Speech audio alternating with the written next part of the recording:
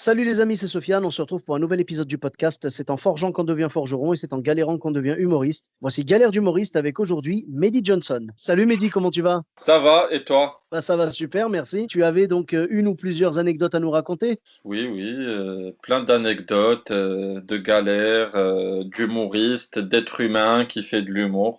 Là, en ce moment, l'humour, est fermé. Faut Ouais, repasser plus tard. nous, notre envie de faire rire, elle est toujours là, mais malheureusement, on n'a plus le moyen de le faire, quoi. Ouais, c'est sûr. On s'occupe comme on peut et d'ailleurs, j'invite les gens à écouter ton magnifique podcast L'étranger. Tu avais d'ailleurs, je crois, reçu un prix pour ce podcast.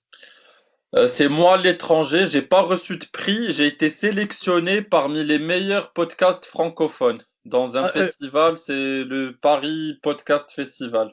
ah bah, s'il vous plaît, monsieur, s'il vous plaît, Ouais, c'est donc déjà. j'étais en face de RFI, de Radio-Canada, il y avait que des gros podcasts, puis il y avait moi, ma petite vignette avec moi, l'étranger, tout seul, là, j'étais là, avec c'est la petite souris face aux éléphants. Mais en tout cas, tu sais, même si tu as pas gagné le prix, pour moi, tu l'as gagné parce que j'ai écouté tous les épisodes de ton podcast et c'est vraiment très intéressant parce que tu racontes l'histoire enfin ton histoire, hein, bien sûr, c'est pas inventé, Mm. c'est ton histoire, c'est l'histoire d'un Marocain qui arrive en France et qui doit se débattre entre l'administration, le travail, les gens autour de lui, l'humour, tellement de choses, quoi. Et je trouve que c'est vraiment très émouvant. D'ailleurs, toute l'ambiance y est, tu vois, avec la petite musique émouvante et tout. Moi, je trouve qu'il est vraiment très bien fait, ce podcast. Je te le dis avec le cœur, mon frère. Je trouve qu'il est vraiment bien fait et j'ai été un petit peu déçu, tu vois. J'ai vu qu'on arrivait sur la fin, là. J'ai été un petit peu déçu de pas avoir d'autres épisodes, mais en même temps, vu que c'est ta vie, tu peux pas inventer des épisodes, tu vois. Je comprends tout à fait. Oui, oui, oui, on va pas tout raconter, il y aura d'autres projets, puis c'est un peu, c'est l'histoire de mes galères d'étranger, comme quoi je me sens tout le temps étranger. Puis là, c'est marrant parce que toi, ton podcast, c'est galères d'humoriste, ben moi, le fait d'être étranger, ça m'a mis des galères d'humoriste parce que parfois tu dois jouer, tu dois être payé, tu dois voyager, mais t'as pas de papier, t'as pas de quoi Ah, facturer, t'as pas de. on n'y pense pas, mais clairement, si jamais quelqu'un m'appelle pour jouer dans un pays, je me prends pas la tête, tu vois, je sais que j'ai mon passeport, machin. Mais quand on est quelqu'un qui attend encore, qui a une carte de séjour, qui n'a pas encore de carte nationale, c'est pas pareil, tu vois. Quand tu es en attente de papier, quand tu as juste des récipicés, tu fais récipicé sur récipicé, tu peux pas quitter le territoire sans avoir la peur de ne pas pouvoir revenir, quoi. Exactement. Ben moi, j'y suis arrivé, mais c'était très compliqué. Justement, je t'avais raconté, c'était par Messenger. J'avais joué au Congo-Brazzaville et Oui, j'avais une super opportunité, mais j'étais en plein renouvellement. Et en gros, il me fallait un visa aller, un visa retour, plus tous les vaccins, tous les paperasses, et j'ai failli abandonner. Et c'est ma copine qui m'a dit non, tu vas foncer, tu vas appeler ton avocate, aller à la préfecture, trouver des solutions, parce que tu as une super opportunité de jouer dans un festival international d'humour. Tu vas pas te laisser détruire tes rêves pour un papier, pour la préfecture, parce que le renouvellement tarde, etc.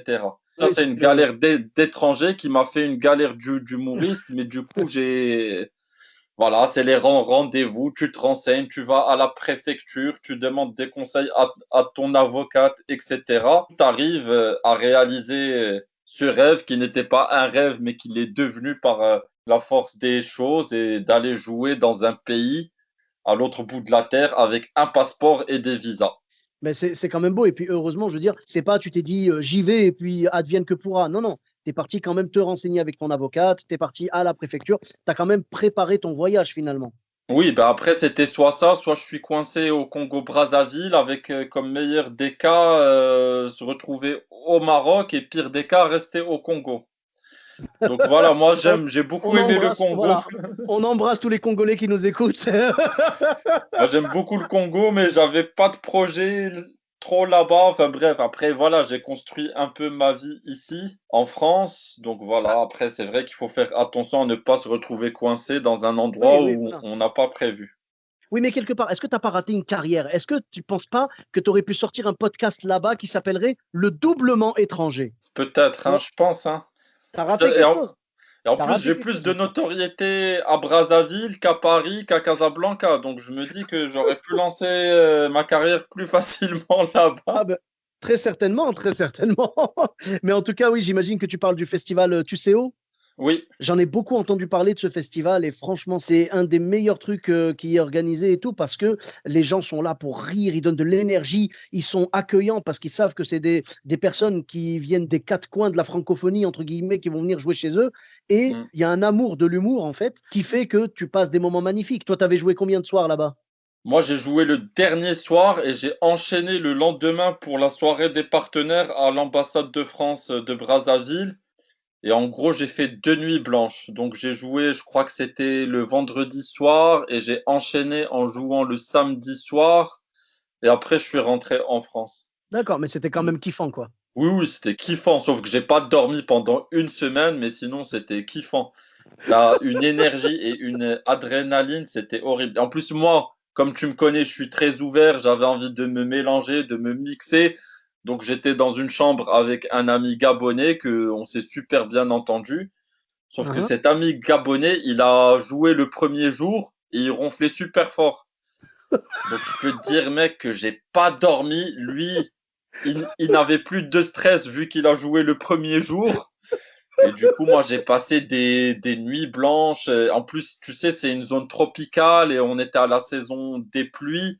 Donc, il faisait Ah, très chaud et très humide.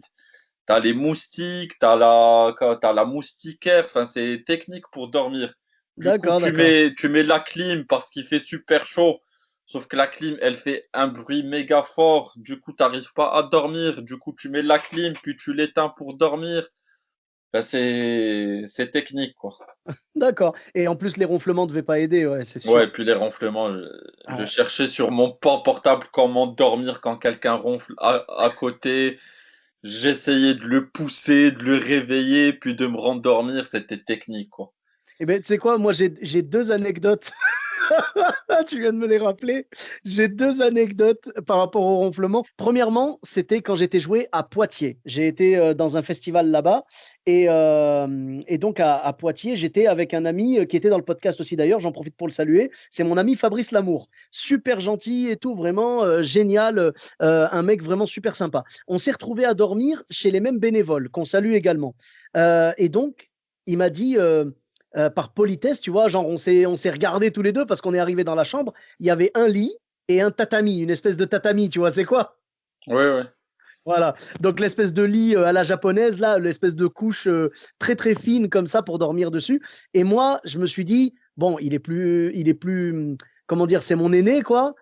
Par respect, je vais le laisser dormir dans le lit. Je lui dis, vas-y, prends le lit, c'est pas grave, je prendrai le tatami. Et il m'a dit oui. Et en fait, je pense que j'ai commis une erreur parce que je ronfle surtout quand je dors mal. Donc, en prenant le risque de mal dormir, j'ai pris le risque de ronfler. Ce qui s'est passé, c'est que juste avant de dormir, Fabrice m'a dit, je te préviens, je ronfle. Et je lui ai dit, je te préviens, moi aussi. Donc, normalement, on allait se ronfler dessus l'un l'autre, c'était réglé, tu vois. Sauf qu'à un moment, je me réveille genre à minuit, je l'entends ronfler, mais comme une tondeuse à gazon, vraiment fort et tout. Et là, j'arrive pas à dormir, je me retourne dans tous les sens, j'arrive pas à dormir jusqu'à 1 heure et demie du matin. Et après, je me rendors, tu vois. Et le matin, je me lève. Il était déjà levé, lui, avant moi et tout. Je pars prendre ma douche. Et tu sais, sous la douche, des fois, tu fais des plans. Tu dis, tu sais quoi, dès que je sors de la douche, je fais ça, je fais ça, je fais ça. Et ben là, c'est ce que j'ai fait. J'étais sous la douche et je me disais, tu sais quoi, dès que je sors, je vais le mettre minable. Je vais aller à la table, devant tout le monde, je vais lui mettre la honte parce qu'il ne m'a pas laissé dormir, tu vois. Je termine ma douche, je sors comme ça, et j'arrive genre à la table, j'étais prêt à dégainer, tu vois, faire vraiment Fabrice, t'as abusé. Et à ce moment-là, il me regarde avec des yeux emplis de. Tu vois, t'as déjà vu l'envie de meurtre dans des yeux ou pas? Oui, je pense que ça a dû m'arriver, oui. Pas Voilà. sur moi, enfin, j'espère, mais Ah non, mais vraiment, une envie de meurtre dans ses yeux. Et il me regarde, il me fait, toi, toi. Tu sais, je lui fais, quoi, moi? Tu sais, il a cassé mon effet, tu vois, parce que moi, j'allais lui mettre la honte et en fait, il me dit, toi. Et je dis, qu'est-ce qu'il y a? Il me dit, t'as ronflé toute la nuit. Je dis, tu te moques de moi? Je dis, c'est toi, t'as ronflé de minuit à 1 heure et demie du matin, tu m'as pas laissé dormir. Et il me dit, oui, c'est les seuls moments où j'ai réussi à dormir, justement. Tu vois? Donc vraiment, il m'a mis la honte et tout. Et du coup, moi qui partais conquérant, tu sais, j'étais prêt vraiment à tout défoncer, tu sais, lui mettre la honte, bien sûr, toujours sur le ton de l'humour. C'est quelqu'un que j'aime beaucoup. Et vraiment pour déconner et tout, il a tout cassé. Du coup, j'ai baissé la tête comme ça et je suis parti beurrer mes tartines, tu sais. Ça m'a cassé dans mon élan, mais c'est pas grave. Donc, ça, c'est la première anecdote. Deuxième anecdote, c'est une fois, je suis parti dans un festival en fait qui mêlait l'humour et la musique, tu vois. Et je suis parti avec des amis et tout. Et moi, je dormais, en fait, on était quatre, on dormait donc deux par deux. Et moi, je dormais avec le guitariste. Il y avait un guitariste. Et le gars, il me dit, je te préviens, je ronfle. Et je dis, bon, je te préviens, moi aussi. Tu sais, moi, je préfère prévenir aussi, tu vois. Et il me dit, mais vraiment, moi, je ronfle fort. Je dis, ok, ben écoute, on verra bien. Moi, Dieu merci, j'arrive à m'endormir quand même. Sauf que là, vraiment, et j'en profite pour le saluer, c'est quoi les ronflements, les miens, les ronflements de Fabrice Lamour, tout ça, c'était rien, c'était du silence à côté de ses ronflements à lui, tu vois. Ce qui s'est passé, c'est que l'organisatrice qui s'appelle Sandra, j'en profite pour la saluer, Sandra, en fait, nous a dit, vous inquiétez pas, j'ai prévu des boules qui est parce que je sais que vous ronflez tous les deux, parce qu'on l'avait prévenu, tu vois. Et Ah, elle a dit, top. j'ai prévu des boules qui est. Sauf que du coup, elle est partie dormir dans une autre chambre et elle n'avait pas besoin de boule qui est. Quand il a commencé à s'endormir, moi, je me suis dit, bon, bah, c'est pas grave, il ronfle, bon, bah, je vais essayer de dormir quand même. J'ai essayé et je te jure, j'ai pas réussi. Et pourtant, j'ai le sommeil lourd, hein. J'ai pas réussi à m'endormir, mais vraiment, c'était incroyable. Et il y a une technique, je la donne aux auditeurs si jamais ça peut marcher pour eux. Il y a une technique, c'est que quand quelqu'un ronfle, en fait, il faut le faire bouger un peu, tu vois. Genre, c'est pas genre tu le réveilles complètement, mais c'est C'est tu le. ce que je faisais, mais le temps qu'il se retourne et qu'il bouge et c'est reparti. Tu en as, ils s'endorment super vite. D'accord. Moi, je mets Non, du parce que temps à m'endormir, mais une fois que je dors, c'est bon. Mais pour partir de l'autre côté, c'est méga galère. ça dépend des personnes, tu vois. Moi, je sais qu'en général, quand tu me bouges, je vais bouger un peu et le fait de changer de position va faire que je vais arrêter de ronfler. Là, j'ai essayé avec lui. Il n'y avait rien à faire. Il n'y a rien à faire, vraiment, hein. Et j'arrivais pas à dormir, mais c'était, je te jure, c'était un bruit. J'avais jamais entendu quelqu'un Même ronfler aussi avec fort. les boules caisses Alors, et tout ça là. non, non, ben justement, je les avais pas à la base. Moi, je pensais que j'en aurais Ah, pas besoin, tu vois. Et ce qui s'est passé, c'est que genre une heure après avoir essayé d'aller dormir, j'ai appelé Sandra sur son portable. Je lui demande encore pardon dans ce podcast. J'en profite pour lui redemander pardon. J'ai dû l'appeler, la pauvre. Je l'ai réveillée en pleine nuit. Je lui dis, Sandra, je te demande pardon. Je n'arrive pas à dormir. Est-ce que tu peux me filer tes boules qui est? Et elle m'a donné ses boules qui est parce qu'elle n'en avait pas besoin. Donc, elle me les a données et j'ai dormi. Et je te jure qu'avec les boules qui est, j'entendais encore le ronflement, mais je l'entendais au niveau Fabrice Lamour, donc ça va. ok, bah ça va, c'est cool. Ça avait baissé parce que je te dis, j'ai réussi à dormir avec Fabrice, tu vois. Là, c'était franchement, je l'entendais, mais allez, si tu te concentres sur le sommeil, tu vas réussir à le trouver. Mais sans les boules qui est, impossible. Et du coup, j'ai dormi et le lendemain au petit déjeuner, bon, je lui ai pas fait toi, je lui ai pas fait ça, tu vois. Méchant! Non, non, non, non, franchement, je lui ai dit, vraiment, j'ai réussi à dormir, grâce à Dieu, je suis content, il y avait les boules qui est, merci encore Sandra. Mais je lui dis, mais comment fait ta femme en fait? Et il m'a Ouais. dit, ma femme, elle est habituée.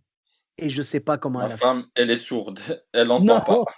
non, non, non, non, non, pas du tout. Mais je pense qu'elle est habituée, donc elle doit sûrement s'endormir avant lui, ou Oui, il alors elle a la faut. technique pour le réveiller, je sais pas. Mais en tout cas, c'était quand même très très marrant. Moi, ça m'a fait rigoler sur le moment, et c'est pour ça que je le raconte dans le podcast, tout simplement. Faut Donc oui, s'organiser. ah bah oui, mais il faut s'organiser, on est obligé. Et donc toi, comment tu t'es organisé? T'as pas réussi à dormir au final? Non, mais moi, pendant une semaine, j'ai clairement pas dormi. En plus, tu sais, je prenais le traitement pour le palu. Avant d'aller au Congo, j'ai dû faire la fièvre jaune. J'ai fait l'hépatite C que j'avais pas fait avant. Donc, tu es en mode vaccin. Après, tu prends des médicaments contre le paludisme qui te retourne le ventre. Et tu manges bien et il fait chaud. Et tu as quelques activités. Donc, tu es vraiment dans un truc intense où il faut être concentré.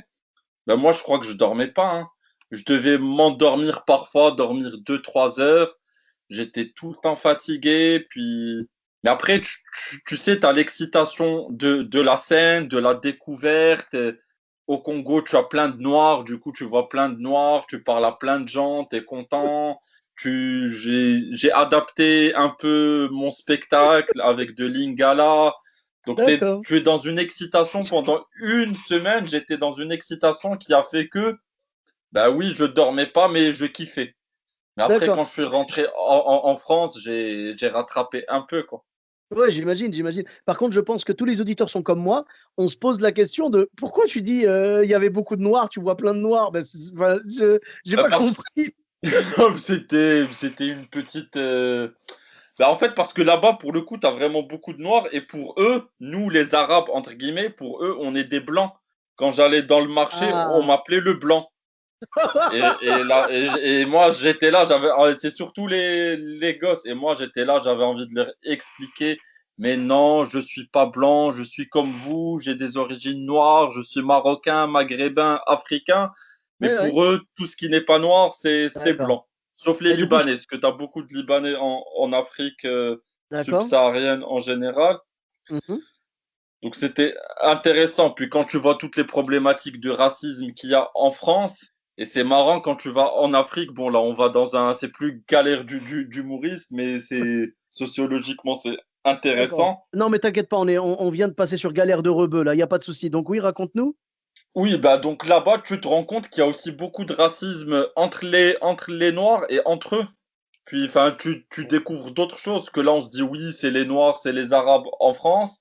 Mais en fait en Afrique et partout dans le monde il y a du racisme entre les ethnies, les familles, les religions. Enfin je pense que Oui, oui, c'est vraiment le manque d'ouverture et la peur de l'autre, l'ignorance. bien sûr. C'est intéressant du coup de voir ces problématiques-là dans un pays qu'on connaît pas et qu'on pensait entre guillemets à l'abri de ces Du questions-là. racisme. Ah bah oui, Hmm. mais je ne sais pas si tu connais un humoriste américain qui s'appelle Tom Segura. Non. Il a 3 spectacles sur Netflix, ils sont vraiment excellents, je vous les conseille. Et en fait, il a parlé d'un truc, il a parlé de racisme par rapport aux différents peuples, tu vois, d'Asie. C'est-à-dire qu'il était Hmm. avec un Japonais et il y avait un Philippin qui venait, tu vois. Et les Philippins sont, tu vois, ils sont typés plus basanés, tu vois, un peu plus Hmm. basanés. Alors que les Japonais sont plus, entre guillemets, blancs, tu vois. Et donc, il disait pourquoi, tu sais, il lui a dit genre pourquoi vous l'aimez pas lui, tu vois, parce qu'il sentait il y avait quelque chose, il l'aimait pas. Et le japonais l'a regardé et lui a montré tu sais, genre le geste du visage là, tu sais, genre c'est à cause Hmm. de son visage, tu vois. Et c'était incroyable parce que il venait d'assister à un racisme entre différentes ethnies d'Asie, alors que comme tu viens de le dire, on penserait que justement le racisme à la base c'est plus un problème des occidentaux entre guillemets contre les gens qui ne sont pas de leur couleur. Mais en fait, pas du tout. Dans le même peuple, bah, regarde, nous au Maroc, nous par exemple au Maroc, on a des gens qui sont marocains, pourtant 100% marocains, et qui sont noirs. Leur peau est vraiment très très noire et tout. Et justement, ils souffrent de racisme à ce niveau-là, tu vois. Il y a des gens, il y a de tout en fait, il y a de tout malheureusement. Je pense que dans tous les pays, en fait, dès qu'on est différent, en fait, il y a de l'intolérance et du racisme. C'est dommage. Oui, oui, et parfois même quand on n'est pas différent, mais qu'on n'a pas la même religion, ça crée aussi des tensions. Mais bon, après, enfin, il faut pas non plus généraliser. Moi, j'ai des amis de toutes couleurs, de toutes origines, on se kiffe, on rigole bien. Mais après, c'est vrai, quand tu regardes la télévision, quand tu t'intéresses un peu à la géopolitique et tout, tu as l'impression qu'on ne s'aime pas, qu'on se déteste. Mais bon, après, ça, c'est galère de terrien, ça. C'est plus. On va recadrer le débat. C'est clair que on se doute pas, mais en fait, le racisme et l'intolérance se trouvent partout. Et donc, pour recentrer le débat, donc tu as d'autres anecdotes de scène, tout ça? Oui, ben moi, tu sais, je sais pas si tu as connu ça à Paris ou si vous avez ça à Bordeaux, mais nous, on a, enfin, quand les salles étaient ouvertes, quand on pouvait jouer, on a les chichas, les salons de narguilé. Oui, bien sûr, j'ai commencé là-bas, moi. Et en fait, bah, tu sais, je sais pas si à Bordeaux c'est pareil, mais nous, à Paris, c'est le seul endroit où tu es super bien payé, mais où tu prends cher. Ben, nous, tu prends cher, t'es pas forcément bien payé. Ah, mais nous, c'est le Et modèle économique, c'est minimum 100 ouais, ouais, euros. Et c'est ça, plus tu c'est es ça. connu, plus tu as de la notoriété, entre guillemets, plus tu peux être mieux payé, sachant que sur place, ils s'en foutent que tu aies fait le Comedy Club. Ils ont plus de répartie que toi et ils te charrient, ils te vannent. Ah, Et moi, à un c'est moment, j'ai fait un marathon de chicha. Je m'étais lancé dans ce délire parce que économiquement, on va dire ce qui est, c'est intéressant.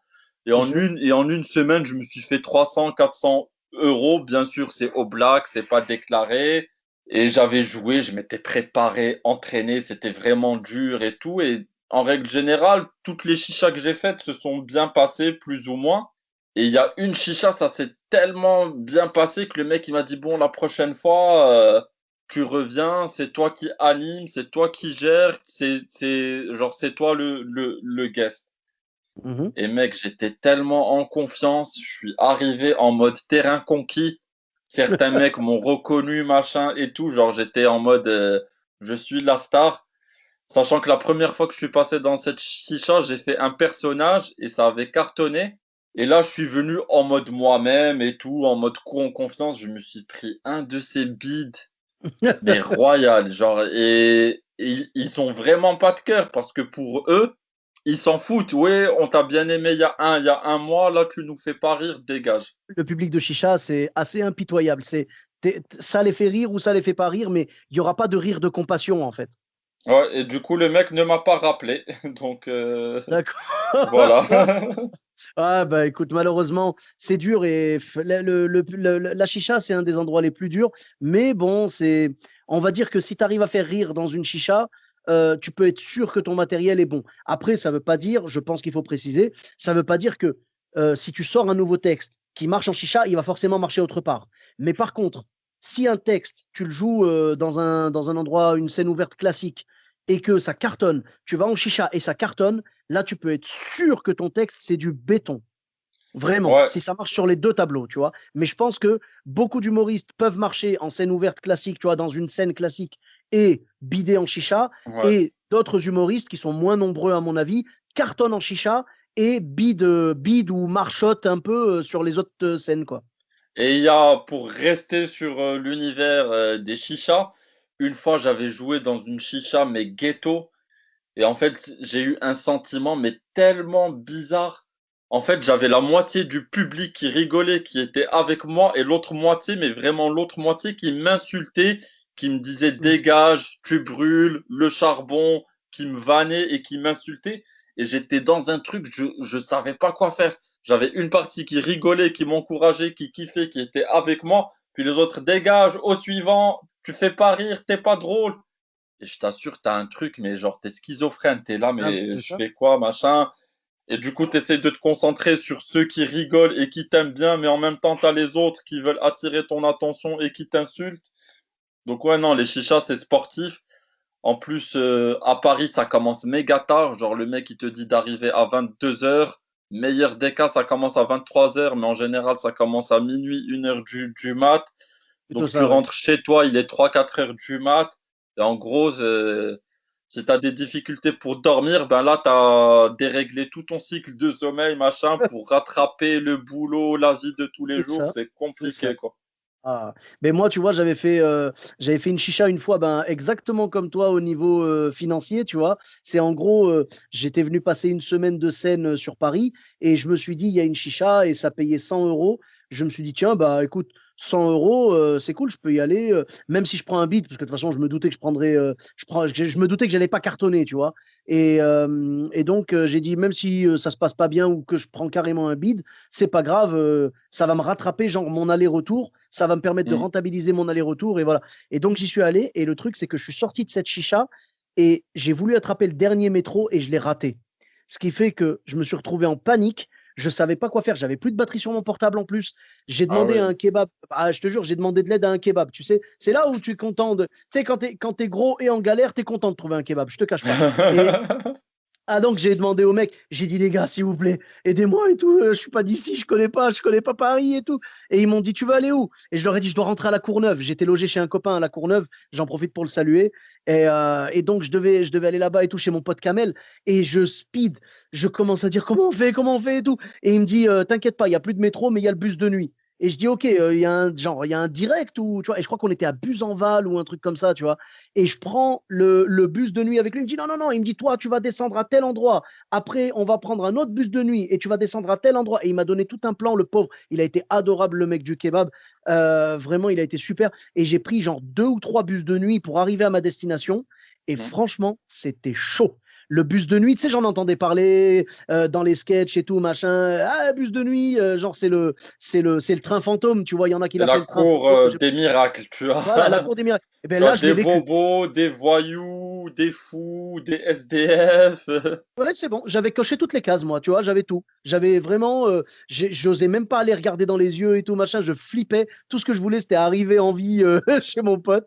J'ai réussi, mais il y avait du chelou quand même, hein. Il y en a plein, j'ai pas fait attention à eux parce que ça commençait à gueuler et tout, machin. Ils me parlaient pas à moi, tu vois, mais c'était une ambiance bizarre. Et donc, je suis rentré tard. C'est vrai que c'est le défaut des chichas, ça, c'est que ça termine tard. Donc, si t'as pas de voiture, si t'es pas motorisé, c'est Ouais. compliqué.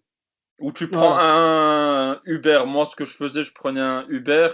Mais après, ça peut vite te revenir cher. C'est que tu manges là-bas, tu kiffes.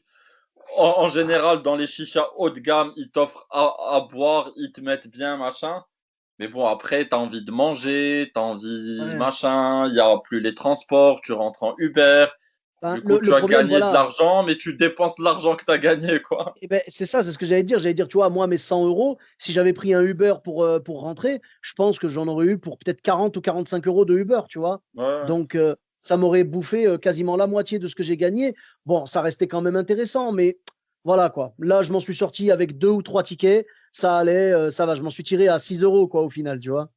Puis les chichas, ils ont pas beaucoup de gens qui veulent jouer, hein. Il y a que les humoristes tout-terrain ou ceux qui sont un peu en mode street qui arrivent à aller là-bas et régulièrement.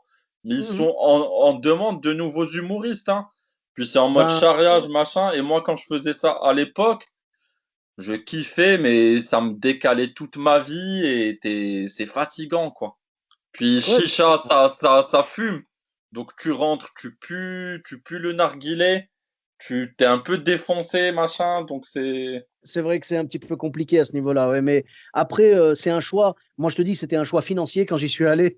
Oui, oui, bah oui, c'est. Personne ne Voilà, le fait pour l'amour de l'art, je pense, hein. C'est pour te challenger voilà, c'est plutôt et ça, en en fait. même temps, t'as un bon billet et en même temps, comme tu as dit, si tu fais rire en chicha, les scènes ouvertes, les plateaux, les spectacles, tu peux que gérer parce que t'as fait le plus ouf.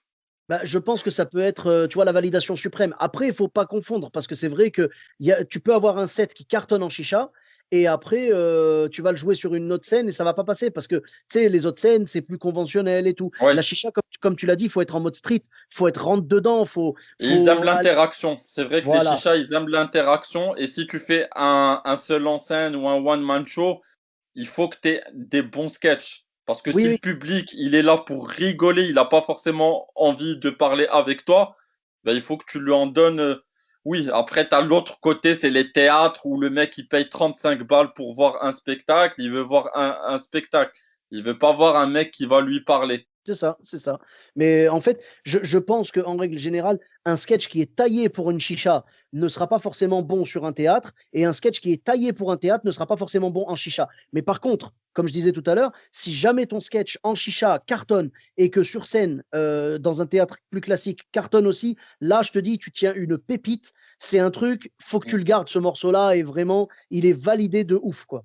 Ouais, et puis ça te renforce, quoi. Ça te donne plus de confiance, t'es plus sûr de toi. Bah, Mais ouais, c'est le côté challenge que tu disais tout à l'heure, c'est-à-dire arriver à cartonner en chicha, c'est un peu battre le boss de fin, tu vois. ouais, ouais. Merci beaucoup, Mehdi, pour ces belles anecdotes. Et où est-ce qu'on peut te retrouver sur les réseaux sociaux? At Mehdi Johnson, Medyjohnson. Je suppose que tu vas le mettre sur l'épisode. Puis sur Oui, Facebook. Après, moi, je suis surtout actif sur Instagram. Après, ça dépend, mais ouais, plus Instagram. Voilà. d'accord. Donc, sinon, après, tu as une page Facebook. Oui, pareil, Ok. Mehdi.Johnson. Ok. Snapchat, c'est Mehdi-Johnson. D'accord, bah écoute, Donc j'essaierai de te voilà, trouver aussi sur Snapchat. Tu as aussi YouTube et Twitter? Twitter, Mehdi Johnson. Si, Et d'accord. YouTube, pareil, Mehdi Johnson. Ok, bah c'est noté, merci beaucoup. Pour ma part, vous me retrouvez sur tous les réseaux sociaux, Sofiane et Taï, E de TAI, sur Facebook, Twitter, YouTube, Instagram et TikTok. N'hésitez pas à laisser 5 étoiles et un commentaire sur Apple Podcast et sur Podcast Addict. Je vous dis à très bientôt pour un nouvel épisode. Bis à tous, même à toi là-bas.